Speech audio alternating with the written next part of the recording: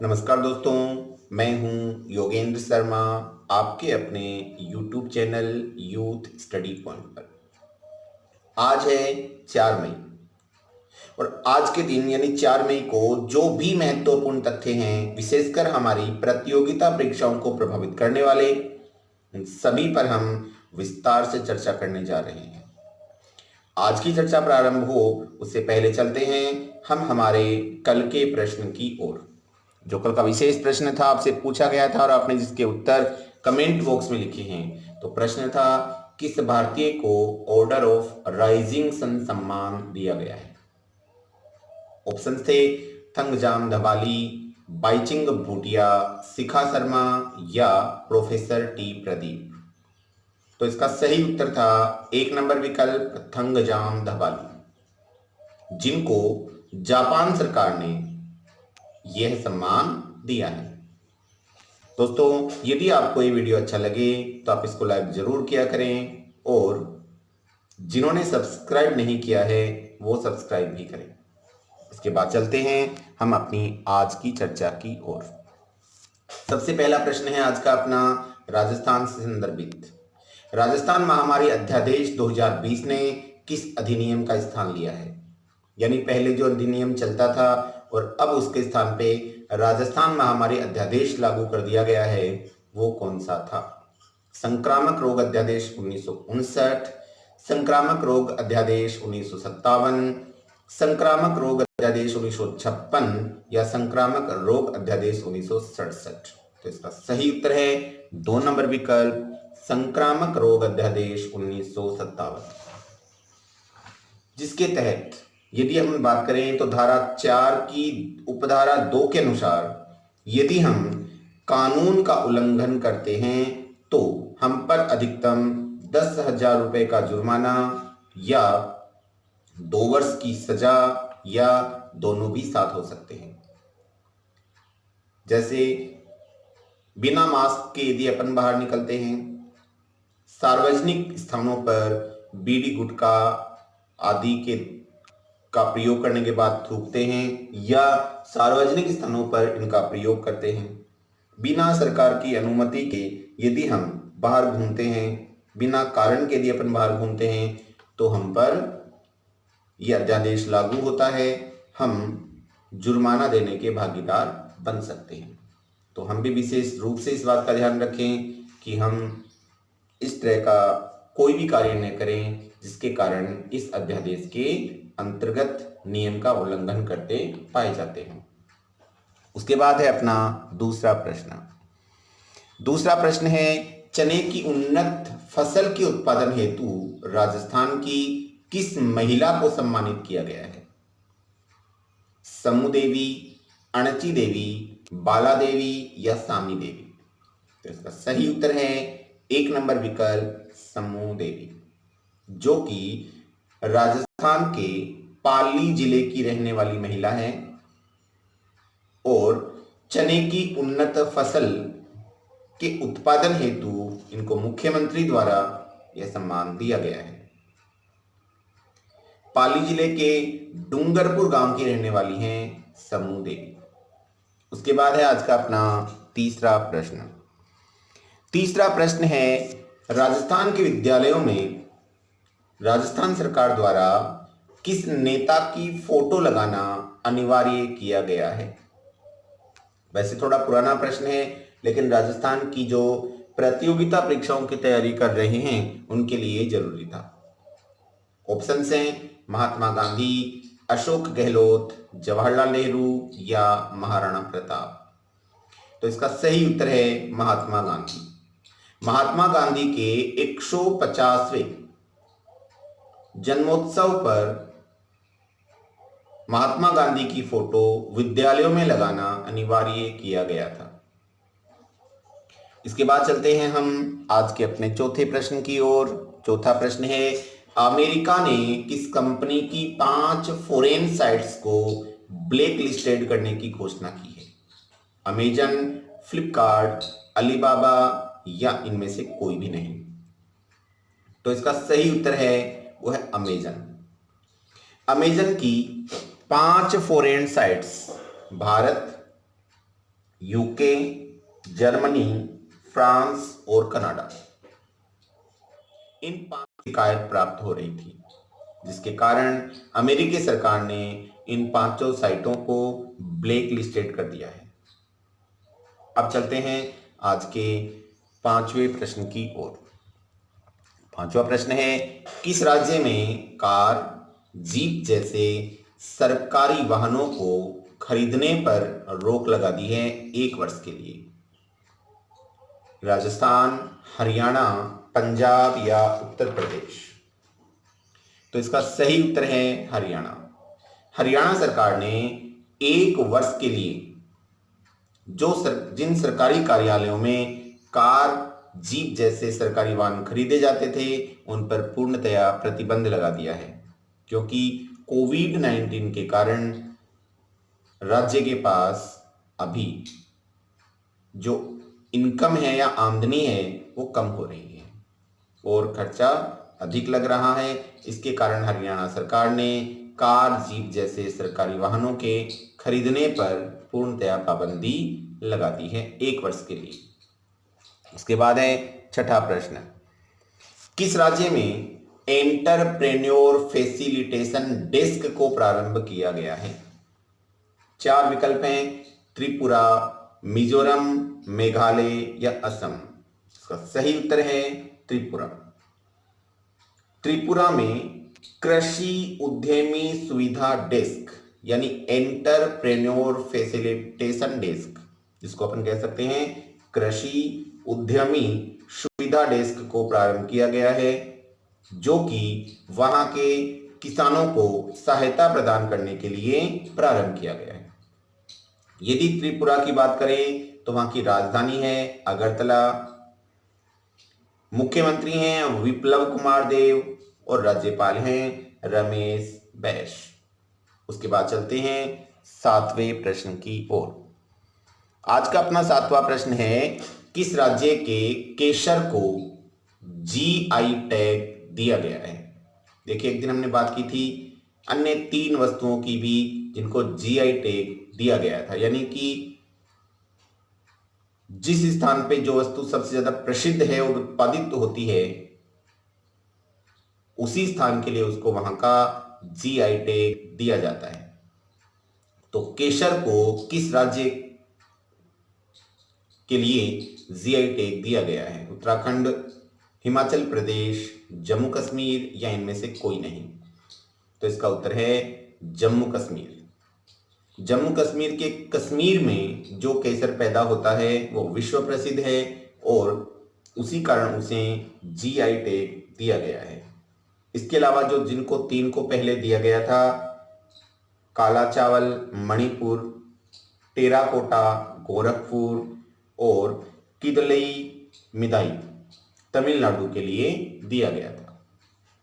उसके बाद है 8वां प्रश्न, किस संस्था ने घोषणा की है कि कोविड-19 के कारण विश्व की आधी श्रमिक आबादी अपनी जीविका को खो देगी? WHO, ILO, संयुक्त राष्ट्र संघ या इनमें से कोई भी नहीं? तो इसका सही उत्तर है ILO यानी इंटरनेशनल लेबर ऑर्गेनाइजेशन, जिसकी स्थापना 1990 ईस्वी में जिनेवा में हुई थी और जिसके वर्तमान अध्यक्ष हैं गाय राइडर। तो ILO ने घोषणा की है कि कोविड-19 के उपरांत जब ये समाप्त हो जाएगी बीमारी, तब तक विश्व की आधी श्रमिक आबादी अपनी आजीविका का साधन खो देगी। उसके बाद है 9वां प्रश्न, NTPC का निदेशक परिचालक किसे नियुक्त किया गया है? ऑप्शंस हैं रमेश बाबू, राकेश शर्मा, आर वर्मा या रजनीश कुमार। तो इसका सही उत्तर है 1 नंबर विकल्प रमेश बाबू। रमेश बाबू को NTPC में जो कार्य या प्रोजेक्ट चलाए जा रहे हैं उन प्रोजेक्ट्स का निदेशक नियुक्त किया गया है। NTPC से मतलब है नेशनल थर्मल पावर कॉर्पोरेशन। पुनः सुन लीजिएगा, एनटीपीसी की फुल फॉर्म होती है नेशनल थर्मल पावर कॉरपोरेशन। इसकी स्थापना 1975 में नई दिल्ली में हुई और इसके वर्तमान अध्यक्ष हैं गुरुदीप सिंह। उसके बाद है आज का अपना 10वां प्रश्न। 10वां प्रश्न है, किस देश में चिकित्सा व स्वास्थ्य कर्मियों का वीजा 1 वर्ष तक के लिए बढ़ा दिया गया है? अमेरिका, इंग्लैंड, जापान या उत्तरी कोरिया? तो इसका सही उत्तर है इंग्लैंड। इंग्लैंड में जो विदेशों से आए हुए स्वास्थ्य कर्मी और चिकित्सा कर्मी थे जो वहां फंस गए हैं और उनका वीजा समाप्त हो गया है, तो उनके वीजा को 1 साल तक के लिए बढ़ा दिया है और उसके लिए उन्होंने किसी भी प्रकार का कोई भी शुल्क नहीं लिया है, क्योंकि कोविड-19 के इस विपत्त काल में इनकी बहुत ज़्यादा आवश्यकता पड़ती है। इसलिए इंग्लैंड में चाहे वो किसी भी देश से रहने वाले हों, चिकित्सा कर्मी और स्वास्थ्य कर्मियों का वीजा 1 वर्ष तक के लिए बढ़ा दिया है।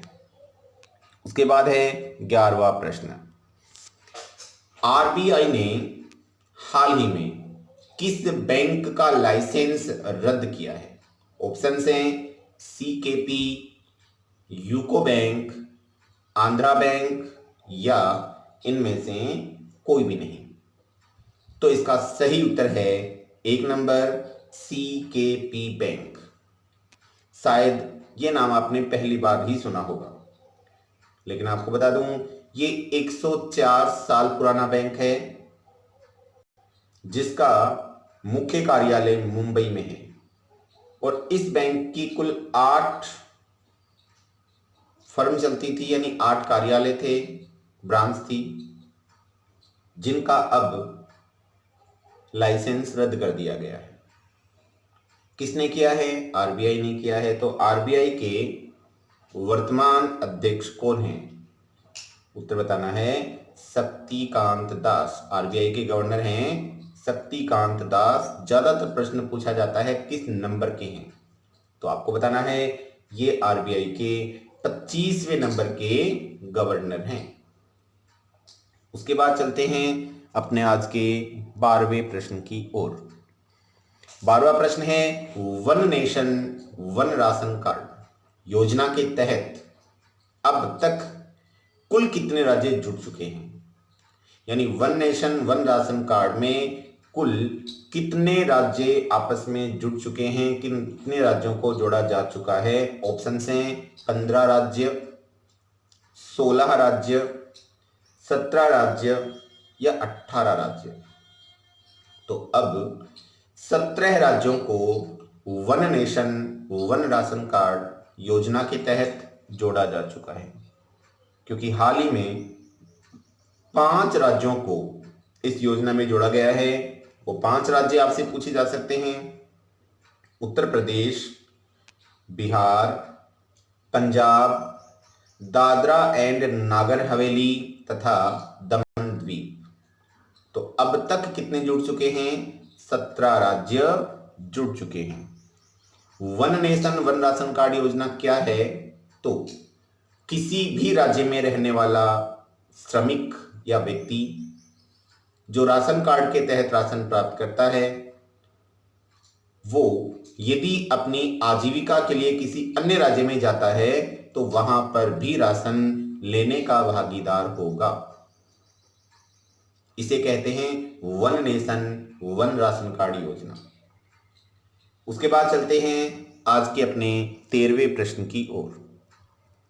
वर्ल्ड प्रेस फ्रीडम दिवस यानी डे कब मनाया जाता है? 2 मई, 3 मई, 4 मई या 5 मई? तो इसका सही उत्तर है 3 मई। 3 मई को वर्ल्ड प्रेस फ्रीडम डे मनाया जाता है। प्रेस की स्वतंत्रता को बनाए रखने के लिए यह दिवस मनाया जाता है संयुक्त राष्ट्र संघ द्वारा। हमने हाल ही में बात की थी कि वर्ल्ड प्रेस फ्रीडम के मामले में सबसे उच्च स्तर पे रहने वाला देश यानी प्रथम स्थान पे रहने वाला देश कौन सा था? तो आपको बताया था मैंने नॉर्वे, दूसरे पे था फिनलैंड। अब आपको दो पूछेंगे, या तो सबसे शीर्षस्थ कौन सा है तो नॉर्वे है, और भारत की रैंक कौन सी है तो आपको बताना है 142वें स्थान पर भारत है। उसके बाद है हमारा आज का 14वां प्रश्न। Shivaji the south folk the unwritten history of the pride people पुस्तक किस राज्य के इतिहास पर लिखी गई है?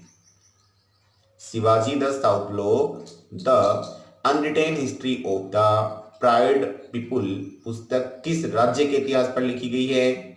गुजरात, महाराष्ट्र, राजस्थान या तीनों पर लिखी गई है? तो देखिएगा सही उत्तर है महाराष्ट्र। महाराष्ट्र पर यह पुस्तक लिखी गई है।